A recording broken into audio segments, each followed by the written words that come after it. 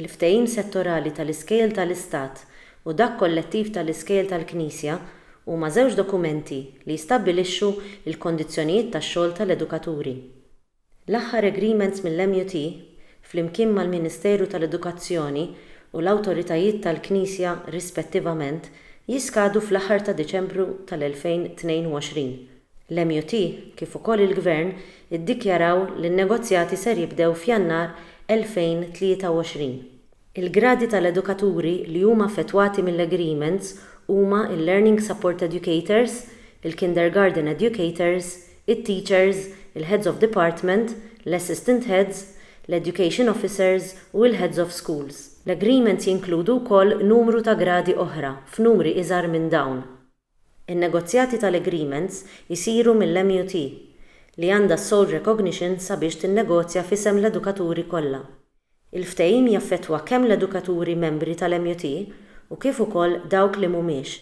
Għaldaqstant, huwa fl-interess ta' kull edukatur sabiex ikun membru fl-MUT ħalli jkun jista' jipparteċipa fil-proċessi li ser iwasslu għal ftehim ġdid. L-MUT fetħet il-proċess ta' konsultazzjoni mal-membri affettwati mill-agreements kmieni fis-sajf tal-2022. Il-proċess li konsista fi ġbir ta' feedback permezz ta' formula online għalaq f'Ottubru. Il-feedback li wasal mill-membri b'dan il-proċess jiġi analizzat u ppreżentat lil membri f'sensiela ta' konferenzi f'Novembru 2022. Tajjeb li jingħad li f'kull stadju sakemm naslu għal ftehim, il-konsultazzjoni ser issir kemm mal-edukaturi fl-iskejjel tal-Istat u kif ukoll mal-edukaturi fl-iskejjel tal-Knisja. L-MUT ħejjiet sensiela ta' konferenzi mal-edukaturi fil-gradi rispettivi f'Novembru 2022. L-għan ta' dawn il-konferenzi huwa li l-MUT tinforma lil membri dwar il-feedback li nġabar għal kull grad fil-waqt li jservu ta' opportunità sabiex ikompli jinġabar il-feedback. Dawn it-tip ta' laqat ser ikomplu jsiru wkoll fix-xhur ta' wara ma' gruppi ta' membri li ġejjin minn diversi setturi bħaċ-ċentri tar-riżorsi, skejjel post-sekondarji, gradi supply, etc. Aktar informazzjoni ser tingħata lil membri tal-MUT.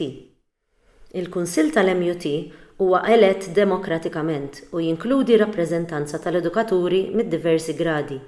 Il-membri tal-Kunsill u l-uffiċjali ilhom jaħdmu għal diversi xhur sabiex jinħolqu l-istrutturi adekwati li jiffaċilitaw il-proċess ta' negozjati għal agreements ġodda.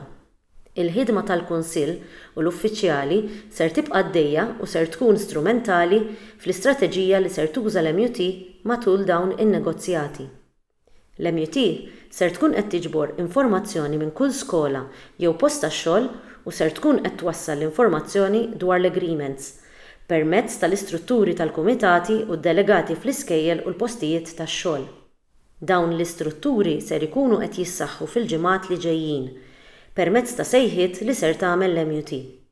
Isegwu mbagħad laqgħat skedati ta' informazzjoni u diskussjoni mal-kumitati u delegati dwar l-agreements. Il-parteċipazzjoni ta' kull skola u post tax-xogħol hi essenzjali sabiex il-fehmiet tal-edukaturi jkunu qed jaslu għand il-union u kif ukoll sabiex l-informazzjoni dwar l-agreements tasal fl-iskejjel. L-MUT ser tkun qed twaqqaf gruppi ta' ħidma f'kull grad sabiex jiddiskutu il-feedback u jaslu għal proċessi fejn jiġu elenkati il-proposti tal-MUT għal dawn l-agreements. Il-gruppi ta' ħidma li ser ikunu assistiti mill-uffiċjali u r-rappreżentanti tal-Kunsill ser ikunu qed jiltaqgħu mill-bidu tal-proċess tan-negozjati u jkomplu bil-ħidma sal-implementazzjoni tal-agreements. Gruppi ta' ħidma speċifiċi oħra ser ikunu qed jitwaqfu skont il-ħtiġijiet ta' gruppi speċifiċi ta' edukaturi. L-informazzjoni dwar dawn ser tingħata lill-membri. L-istrutturi eżistenti u dawk li ser jinħolqu ser iwasslu sabiex l-edukaturi kollha membri tal-MUT ikollhom l-opportunità sabiex jipparteċipaw fil-proċess ta' negozjati. Il-proċess jista' jiġi ppreżentat b'mod grafiku fejn il-komunikazzjoni bejn l-istrutturi kollha twassal għan-negozjati tal-agreements. Dan il-proċess li ġie deskritt huwa wieħed metikolus sabiex kull edukatur membru tal-MUT ikun jista' jipparteċipa fil-proċessi tal-agreements. Issa huwa l-waqt li l-edukaturi kollha jingħaqdu sabiex ikollna agreements li jirriflettu r-responsabbiltajiet u l-ħidma sfiqa tal-edukaturi.